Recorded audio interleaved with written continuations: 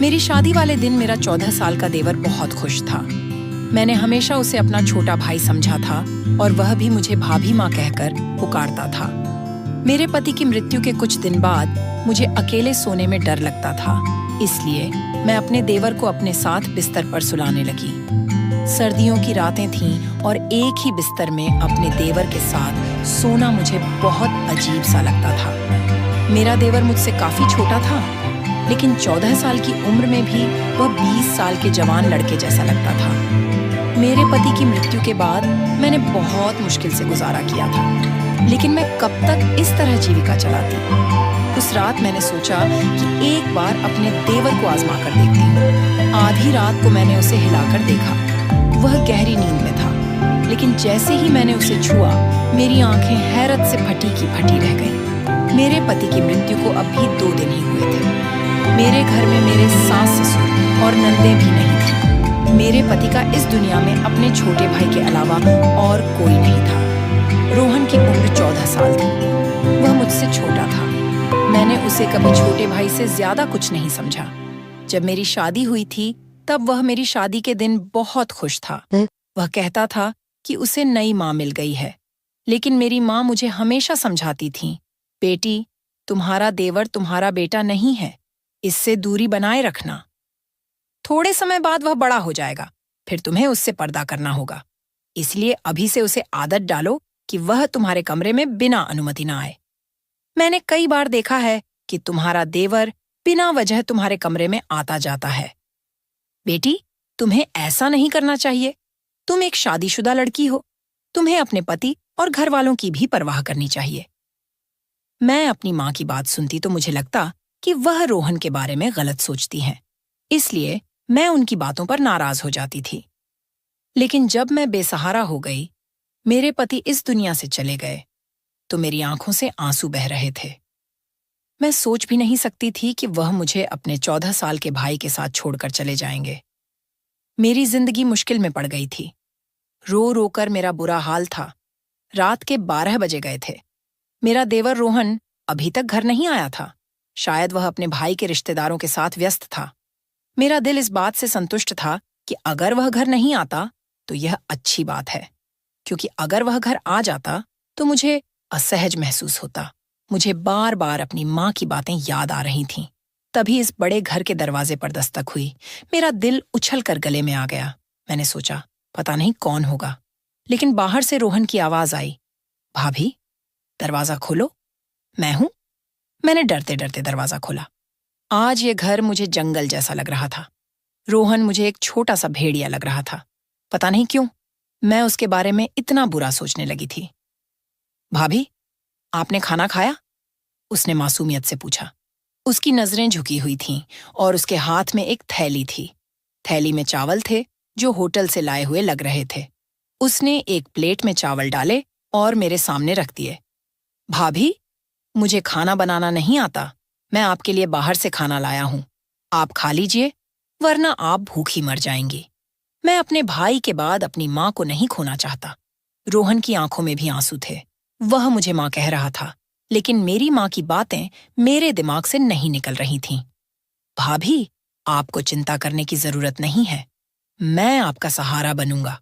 आप इस घर से कभी मत जाना। वह बहुत भावुक बातें कर रहा था, लेकिन मेरे मन में कई आशंकाएं घूम रही थीं। फिर उसने एक अजीब बात कही, भाभी, आप इस कमरे में सो जाइए। दूसरा कमरा तो छत के पास है। मुझे लगता है कि आपको छत वाले कमरे में नहीं रहना चाहिए। अब तो सबको पता है कि हमारे घर में भाई की मृत्यु हो गई है। कोई भी बुरी नीयत से हमारे घर आ सकता है। मैं हैरान थी कि रोहन इतनी छोटी उम्र में ऐसी बातें क्यों कर रहा है। क्या किसी ने उसे कुछ कहा था? लेकिन उसकी बातें मुझे ठीक लगीं। मैं उसके कमरे में चली गई। रोहन का कमरा दूसरी तरफ था, जबकि मैं और मेरे पति छत के पास वाले कमरे में रहते थे। मुझे बहुत अजीब लग रहा था। आज पहली बार मैं अपने कमरे के अलावा किसी और के कमरे में आई थी। लेकिन जो कुछ मैंने रोहन के कमरे में देखा, उसने मेरी आंखें फटी की फटी रहने पर मजबूर कर दीं। कमरे का दरवाजा बंद करते ही मेरी नजर एक ऐसी चीज पर पड़ी जिसने मेरे होश उड़ा दिए। वैसे तो वह 14 साल का बच्चा ही लगता था, लेकिन मेरी माँ की बात सही थी। रोहन जो कुछ कह रहा था वह एक बड़ा और समझदार आदमी ही कह सकता था। उसके कमरे में मेरा जेवर देखकर मेरा दिल खटक उठा था। मैंने उसे तालों में छुपा कर रखा था, लेकिन यह सब रोहन के हाथ कैसे लग गया, ये बहुत अजीब बात थी। मैंने सोचा कि सुबह होते ही मैं उससे इस बारे में सवाल करूंगी, लेकिन उस वक्त मुझे बहुत नींद आ रही थी। मैंने दरवाजे को अंदर से अच्छी तरह बंद कर लिया और सोने की तैयारी करने लगी। पता नहीं क्यों मुझे बहुत नींद आ रही थी। हालांकि पिछले 2 दिनों से मुझे नींद नहीं आई थी, लेकिन आज मुझे लग रहा था कि जैसे रोहन के लाए चावल खाने से मेरी आंखों पर नींद छा रही थी। मैंने सोचा, कहीं चावल में कुछ तो नहीं मिला, लेकिन मुझे सोचने का मौका ही नहीं मिला। जब मेरी आंख खुली तो सुबह के 10 बजे थे। मैं हैरान थी कि मुझे आज इतनी नींद कैसे आ गई। पिछले 2 दिनों से मुझे बिल्कुल नींद नहीं आई थी, लेकिन आज चावल खाने के बाद मेरी आंखें ऐसी बंद हुईं जैसे किसी को शराब पिला दी हो। मैं हैरान थी, ऐसा तो नहीं होना चाहिए था। मेरे मन में बार बार यही ख्याल आ रहा था कि कहीं रोहन के लाए चावल में कुछ मिलाकर तो नहीं दिया गया। लेकिन रोहन ऐसा क्यों करेगा? मैं आंखें मलते हुए बाहर आई तो देखा कि रोहन किचन में चाय बना रहा था। उसे देखकर मुझे बहुत बुरा लग रहा था। भाभी, आप सो गई थीं। आपको अच्छी नींद आई ना? उसने मेरी तरफ देखकर कहा। मैंने फीके लहजे में कहा, हाँ, आज मुझे बहुत नींद आई। क्यों नहीं आएगी भाभी? मैंने आपके चावल में नींद की गोली मिलाई थी। मैंने अपने दोस्त को बताया था कि मेरी भाभी को नींद नहीं आती। उसने कहा कि खाने में नींद की गोली मिला दो, इससे वह आराम से सो जाएंगी। मैं हैरान हो गई कि रोहन इतनी नीच हरकत कैसे कर सकता है। रोहन, तुम ऐसा कैसे सोच सकते हो? तुम अपनी भाभी को बेहोश करना चाहते थे? नहीं भाभी, मैं तो चाहता था कि आपको अच्छी नींद आए। अब आप तरोताजा लग रही हैं। लीजिए, चाय पीजिए। उसने चाय मेरे सामने रख दी। मैं शक में पड़ गई। तुमने इसमें भी कुछ मिलाया तो नहीं? नहीं भाभी, मैंने तो आपके सुकून के लिए गोली मिलाई थी। आप कहें तो मैं यह चाय आपके सामने पी लेता हूँ। चलिए, हम आधी आधी पी लेते हैं। उसने गिलास से चाय के घूंट लिए और मुझे दिखाया। मैं उस पर यकीन कर बैठी। मैंने कहा, ठीक है, मुझे माफ कर दो। मैं तुम्हारे बारे में शक करती हूँ। रोहन का चेहरा देखकर मुझे उसकी मासूमियत पर यकीन हो जाता था। उसके चेहरे पर वाकई बहुत मासूमियत थी। मैंने उस दिन उससे कुछ नहीं कहा। मैं जानना चाहती थी कि वह आगे क्या कहेगा, क्योंकि जो कुछ मैंने उसके कमरे में देखा था, उसकी कोई माफी नहीं थी। थोड़ी देर बाद उसने खुद ही बात शुरू की। भाभी, मैं आपके जेवर बेचना चाहता हूँ। मेरा एक बहुत ईमानदार अंकल है। वह जेवर बेचकर हमें बहुत पैसे देंगे। हम उन पैसों से एक मकान खरीद लेंगे। इस किराए के मकान में हम कब तक रहेंगे? मकान मालिक परसों किराया लेने आ जाएगा। हमारे पास तो पैसे भी नहीं हैं। रोहन की बात सुनकर मैं हैरान रह गई। मैंने अभी तक ऐसा सोचा भी नहीं था। वह ऐसा कैसे सोच सकता था? मैंने कहा, रोहन, तुम्हें यह ख्याल कैसे आया कि हम नया घर खरीदें? भाभी, मुझे आगे शादी भी करनी है। हमें सारी जिंदगी एक साथ रहना है। हमारे पास अपना घर होना चाहिए। किराए के घर में इंसान सिर्फ जलील होता है। रोहन की बात ठीक थी, इसलिए मैंने जेवर के बारे में कुछ नहीं कहा। लेकिन मुझे डर था कि अगर जेवर बेचकर पैसे नहीं आए तो क्या होगा? मैं एक बेवा औरत थी और मेरा देवर 14 साल का था। ऐसे में कोई भी हमें आसानी से धोखा दे सकता था। मैंने सोचा कि इस बारे में अपने मायके वालों से सलाह लूं।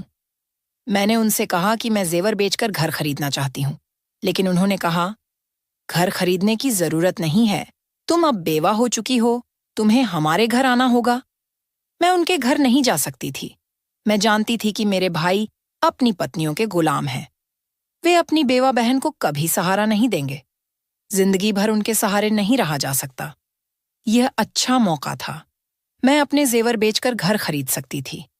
मेरे पति ने मेरे लिए बहुत सारा जेवर बनवाया था, लेकिन अपने भाइयों की नीयत देखकर मैंने जेवर बेचने का इरादा कर लिया। मैंने रोहन से कहा, तुम चाहो तो जेवर बेच दो। मैं अपने मायके वालों के रवैये से निराश हो चुकी थी। रोहन ने अपने उस अंकल को जेवर दे दिए। 2 दिन बाद उन्होंने हमें एक बहुत अच्छी जगह पर घर की चाबी और कागजात दे दिए। मैं इस पूरे प्रकरण पर हैरान थी। 2 दिन में इतनी जल्दी घर कैसे मिल सकता है? लोगों को घर के लिए इतना काम करना पड़ता है, कागजात, इंतकाल और बहुत कुछ। लेकिन जब रोहन ने कागजात मेरे हाथ में दिए तो मैं हैरान रह गई। वह 14 साल का था, लेकिन उसकी सोच बड़ों जैसी थी। फिर उसने एक अजीब बात कही, भाभी, हम घर साफ कर लेंगे, फिर आपसे जरूरी बात करनी है। उसकी आंखों में एक अजीब सी बेचैनी थी, जिसे देखकर मैं समझ नहीं पा रही थी कि वह मुझसे क्या कहना चाहता है। उस वक्त मैं जल्दी में थी। हमने घर में सारा सामान रख दिया था। अब हमें खाने पीने और राशन की चिंता थी।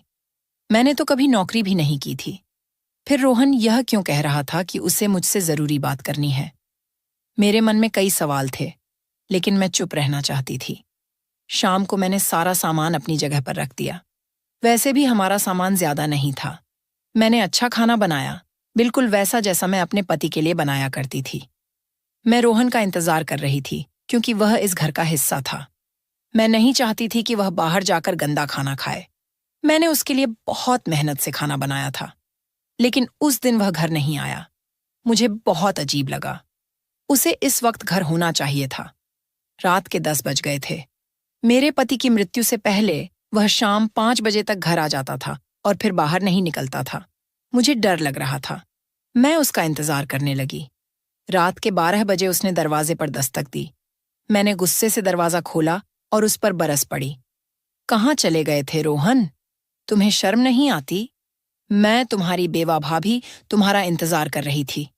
मैंने तुम्हारे लिए खाना बनाया और तुम हो कि अपने भाई के जाते ही आवारा हो गए। आखिर ऐसी कौन सी बात है जो तुम घर में नहीं कर सकते? तुम्हें बाहर जाना पड़ता है। अपने दोस्त को यहीं बुला लिया करो। भाभी, मैं ऐसा नहीं कर सकता। उसने गुस्से से मुझे देखा, जिससे मैं डर गई। लेकिन वह तो एक बच्चा था। मैंने सोचा कि मैं उसे डरा सकती हूँ। मैं यही सोचकर बात कर रही थी कि वह मुझ पर चिल्ला उठा, भाभी, बस करो। मुझे अब आपकी कोई बात नहीं सुननी। जो खाना आपने बनाया उसे आप खुद खा लो। यह कहकर वह अपने कमरे की ओर चला गया। उस वक्त वह किसी 40 साल के मर्द की तरह गुस्सा कर रहा था। मुझे बहुत अफसोस हुआ। वह गुस्से में था। जरूर कोई बात थी। मैंने उसके कमरे में जाकर दस्तक दी। उसने दरवाजा खोला और अजीब नजरों से देखकर बोला, भाभी, एक बात कहूं, आप मुझसे शादी कर लो, वरना आप काफिर हो जाएंगी। उसकी बात सुनकर मेरी आंखें फटी की फटी रह गईं। तुम ऐसा कैसे सोच सकते हो कि मैं तुमसे शादी करूंगी? तुम्हारा माँ वाला प्यार कहाँ गया? तुम मुझे सुबह शाम माँ कहते थे। अब क्या हो गया? किसने तुम्हारा दिमाग खराब कर दिया? इतनी नीच बात तुमने कैसे सोची और फिर मुंह से कैसे निकाली? मैं गुस्से से आग बबूला हो रही थी। वह बिना किसी शर्म के मेरे सामने हाथ बांधे खड़ा था और मुझे टकटकी भरी नजरों से देख रहा था। मुझे उसकी नजरों से डर लगने लगा। मैं बोलते बोलते चुप हो गई और अपने कमरे में आकर बैठ गई। मैंने कमरे का दरवाजा अच्छी तरह बंद कर लिया। मेरा दिल जोर जोर से धड़क रहा था। मैं सोच भी नहीं सकती थी कि रोहन ऐसा निकलेगा। मैंने उसे हमेशा अपने बच्चे की तरह समझा था। मेरी कोई संतान नहीं थी, लेकिन मेरे पति ने कहा था कि रोहन को अपनी संतान की तरह पालना। रोहन की बातों से मुझे बहुत तकलीफ हुई। मैंने सोच लिया कि आज के बाद मैं उससे कोई बात नहीं करूंगी। यह घर मेरे नाम था। मैं अकेली भी रह सकती थी। अगर रोहन ने फिर ऐसी हरकत की तो मैं उसे घर से निकाल दूंगी। यह घर मेरे पति के पैसों का था और मेरे नाम पर था। रोहन को इसमें रहने का कोई हक्का नहीं था, अगर वह अपनी भाभी को इज्जत नहीं दे सकता। मेरी खामोशी अब गुस्से में बदल गई थी। सुबह मैंने रोहन के कमरे का दरवाजा जोर जोर से पीटना शुरू किया। फिर मुझे एहसास हुआ कि उसका कमरा अंदर से बंद नहीं था। मैंने दरवाजा खोला तो कमरा खाली था। रोहन कहाँ गया? मेरा दिल गुस्से से पागल हो रहा था। मैंने बाहर के दरवाजे की ओर देखा तो वह बाहर से बंद था। इसका मतलब रोहन मुझे घर में कैद करके चला गया था। मुझे उससे नफरत होने लगी। इतनी छोटी उम्र में ऐसी हरकतें। मैंने अपने मायके जाने का फैसला कर लिया, लेकिन फिर याद आया कि मैं इद्दत में हूं। बार बार घर से निकलना ठीक नहीं। मैं बेबस होकर बैठ गई। मेरे पति की मृत्यु को 1 महीना हो चुका था। इस 1 महीने में रोहन कितना बदल गया था। मैं सोच रही थी कि अगर भगवान ने मुझे संतान दी होती तो मैं रोहन के सहारे न होती। मैं अपनी संतान के सहारे जी लेती, लेकिन अब मैं उसे क्या कहूं? मेरा तो उससे कोई रिश्ता भी नहीं था। जिस शख्स की वजह से रिश्ता था, वह इस दुनिया से चला गया। मैंने सोच लिया कि रोहन आएगा तो मैं उससे साफ साफ कहूंगी कि वह इस घर में नहीं रह सकता। शाम को, अब भी रात शुरू भी नहीं हुई थी, कि मेरे घर के दरवाजे पर जोर जोर से दस्तक होने लगी। मैंने सोचा कि शायद रोहन होगा, लेकिन जब मैंने दरवाजा खोला तो सामने 3-4 आदमी खड़े थे। वे गुस्से में लग रहे थे। उनके चेहरों पर दाढ़ियां थीं, जैसे वे धर्म के ठेकेदार हों। उन्होंने कहा, बीबी, तुम यहाँ अकेले रहती हो? मैंने कहा, हाँ, मैं अकेली रहती हूँ। वे बोले, झूठ बोल रही हो, तुम्हारा देवर भी तुम्हारे साथ रहता है। वह अब भी घर में ही होगा। ये लोग इस मोहल्ले को गंदा कर रहे हैं, इन्हें यहाँ से बेघर कर देना चाहिए। मैंने कहा, भाई साहब, हमने क्या किया? अरे, तुमने क्या किया? ये तुम हमसे पूछ रही हो? तुम अपने 14 साल के देवर के साथ अकेले रहती हो। तुम्हें पता है कि तुम्हारा पति मर गया है। तुम बेवा हो। अपने माँ बाप के घर जाओ। यहाँ शराफत से रहो। हमारे यहाँ भी बहनें बेटियां रहती हैं। ऐसे लोगों को हम बर्दाश्त नहीं करेंगे। मुझे उन पर बहुत गुस्सा आया, लेकिन मैं उनसे उलझना नहीं चाहती थी। मैंने उनके मुंह पर दरवाजा बंद कर दिया। मेरी आंखों से आंसू बहने लगे। यह सब रोहन का किया धरा था। मैंने अपना सामान बांधना शुरू कर दिया। यहाँ रहना मेरे लिए मुश्किल हो गया था। मैं जानती थी कि रोहन ने ही मेरे बारे में ऐसी बातें फैलाई होंगी कि मैं बहुत गुनहगार औरत हूँ। सच कहते हैं, ये दुनिया अकेली औरत को खा जाती है। भगवान सबकी इज्जत की हिफाजत करे। तो दोस्तों, अगर आपको यह कहानी पसंद आई तो इसे लाइक करें और चैनल को सब्सक्राइब करें। बेल आइकन पर क्लिक करें और इसे ऑन एल पर सेट करें, ताकि आपको नई कहानियों की सूचना तुरंत मिले। धन्यवाद।